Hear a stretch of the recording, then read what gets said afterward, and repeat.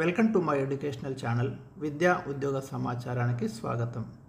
ఇవాళ మనము టెట్కు సంబంధించి కానివ్వండి, డిఎస్సి ఎడ్జిటికి సంబంధించి కానివ్వండి, లేదా తెలుగు పండిట్ వాళ్ళకు కూడా ఉపయోగపడే ఒక ముఖ్యమైన టాపిక్ గురించి డిస్కస్ చేద్దాం. అదే వాక్యం. వాక్యం అనే దానికి సంబంధించి మీకు సామాన్య వాక్యం, సంశ్లిష్ట వాక్యం, సంయుక్త వాక్యం, ఇంకపోతే అనేక రకాల ప్రత్యక్ష వాక్యాలని, పరోక్ష వాక్యాలని, కర్మణి వాక్యాలు, కర్తరి వాక్యాలు, రకరకాలైనటువంటి వాక్యాలు మీకు కనిపిస్తాయి. ఈరోజు కొన్ని ప్రాథమిక అంశాలను ఈ వీడియోలో నేను డిస్కస్ చేస్తాను. ఇలాంటి ముఖ్యమైన అంశాల కోసం ఈ ఛానల్ని మీరు సబ్స్క్రైబ్ చేసుకోండి. ముందుగా మనము వాక్యం అంటే ఒక నిర్వచనాన్ని గమనిద్దాం. సంపూర్ణమైనటువంటి అర్థాన్ని ఇచ్చే పదాల సముదాయాన్ని వాక్యం అంటారు. ఇక్కడ ఒక ఉదాహరణ ఉంది, మీరు గమనించండి. సీత బజారుకు వెళ్ళింది. ఇది పూర్తి అర్థవంతమైనటువంటి వాక్యం. ఇక్కడ ఉన్నటువంటి పదాలు మీరు గమనిస్తే సీత, బజారు, వెళ్ళింది ఒక క్రియాపదం. ఇది కూడా సమాపక క్రియ. చూడండి, ఇది వాక్యాన్ని పూర్తి చేసినటువంటి క్రియ కాబట్టి దీన్ని మనం సమాపక క్రియ అంటున్నాం. అదే సీత బజారుకు వెళ్ళి అని ఆగినామనుకోండి, అది వాక్యాన్ని పూర్తి చేయదు. అలాంటి క్రియలను మనము అసమాపక క్రియలు అంటాం. వీటి మీద కూడా మీకు పూర్తిగా అవగాహన ఉండాలి.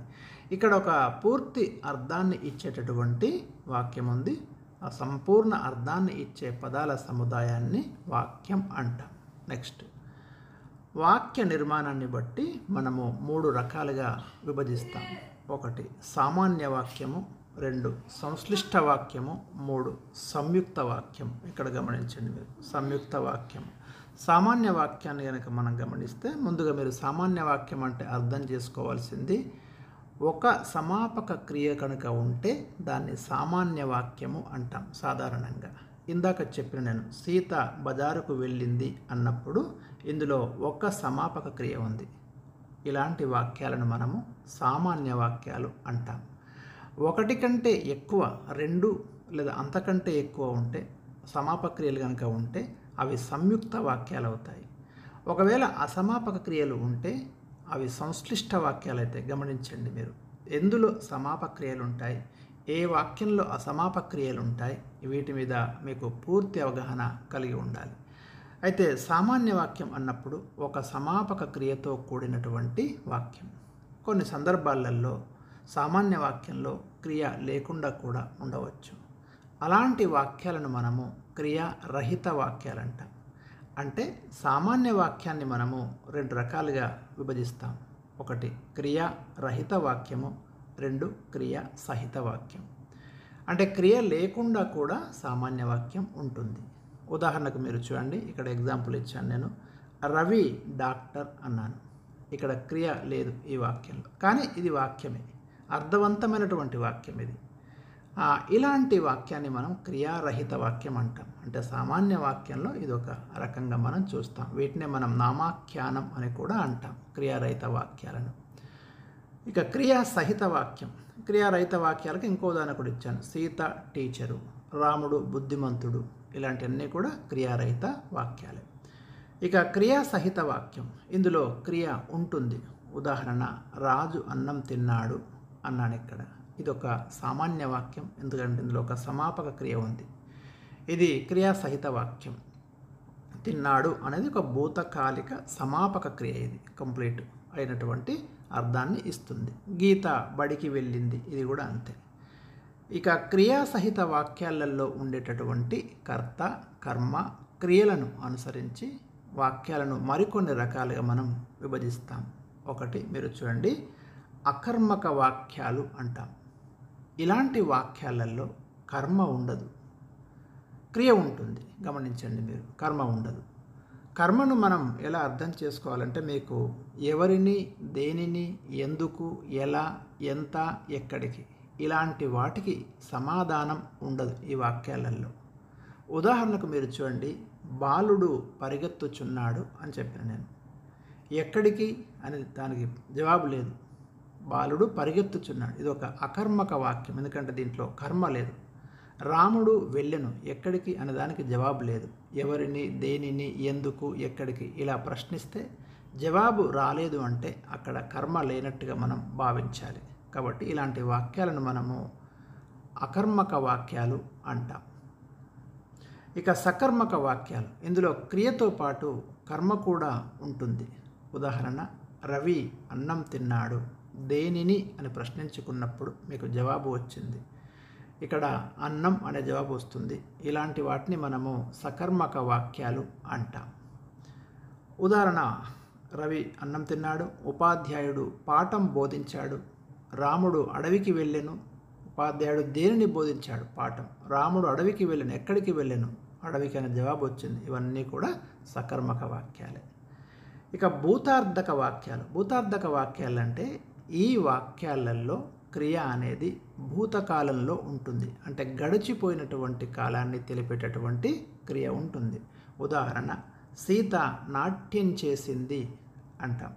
ఇది భూతకాలిక సమాపక క్రియ అనేది ఇక్కడ మనకు కనిపిస్తుంది. నేను పుస్తకం చదివాను, ఇది కూడా భూతకాలంలో ఉంది క్రియ. ఇలాంటి వాటిని మనము భూతార్థక వాక్యాలు అంటాం. వర్తమానార్థక వాక్యాలు సింపుల్. ఇందులో క్రియ వర్తమాన కాలంలో ఉంటుంది, అంటే పని జరుగుతూ ఉంటుంది. అప్పుడు రాజు కాఫీ తాగుతున్నాడు అంటున్నాం, ఇది వర్తమాన కాలంలో ఉంది. కాబట్టి ఇలాంటి వాక్యాలను మనము వర్తమానార్థక వాక్యాలు అంటాం. మీకు ఈ క్రింది వానిలో ఫలానా వాక్యాన్ని గుర్తించండి అనే కోణంలో ప్రశ్న ఉండొచ్చు. ఇక భవిష్యదర్థక వాక్యాలు. ఈ వాక్యాలలో క్రియ భవిష్యత్తు కాలాన్ని సూచించే విధంగా ఉంటుంది.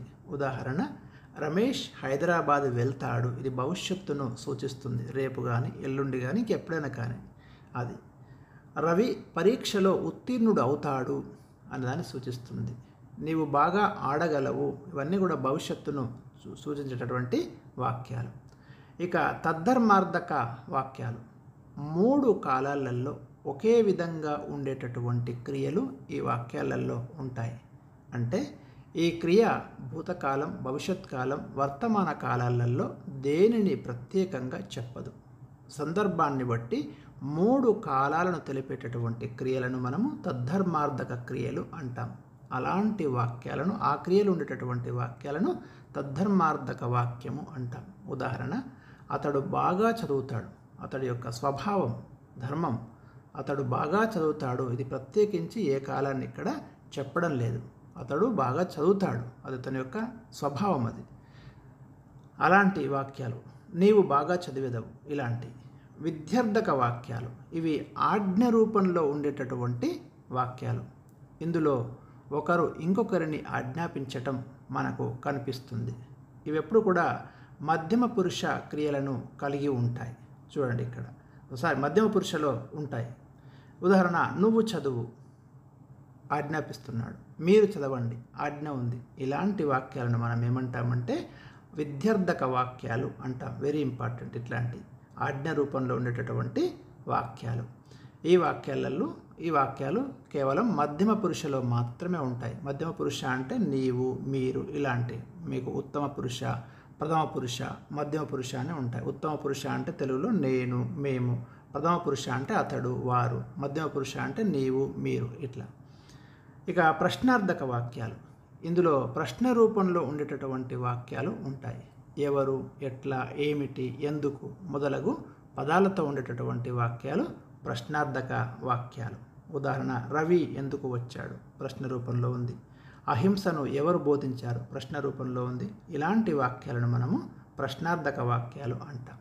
దీని యొక్క కంటిన్యూషను మీకు నెక్స్ట్ వీడియోలో, వాక్యం పార్ట్ 2 వీడియోలో మిగతా వివరాలైతే అందిస్తాను.